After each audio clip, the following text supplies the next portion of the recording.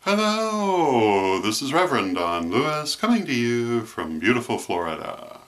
And today our question comes to us from Afterfove, who also continues the conversation we've been having about the afterlife and incarnation. And in a follow-up to an earlier question about what happens to really evil people when they die, Afterfove asks, what about intervening in the life of a reincarnated serial killer or someone equally negative in a positive way to break that cycle? And what would be the effect of this on outcomes and lives?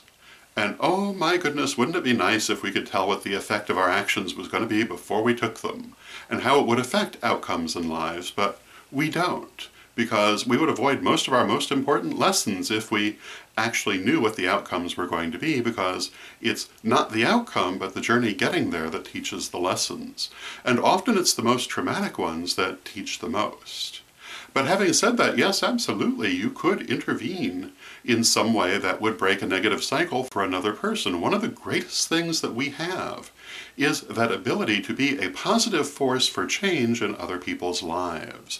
And I think that's a wonderful thing when it occurs. And particularly we who are on a spiritual path, we who are on a priesthood path, often are in a position to make a positive difference. And I think that it's really important for us to try to do that. Of course, we're all only human, and we're not all positive all the time. We're humans, we're complex, sometimes we do the right thing, sometimes we do the wrong thing, but ideally we try to do the right thing, and when we're trying to do the right thing, well, sometimes we do. And sometimes we make that profound an effect in the life of another soul and its journey through incarnation. And yes, sometimes it is another person, another soul, who makes the difference in whether that lesson is learned or not, and how traumatic it is to learn it.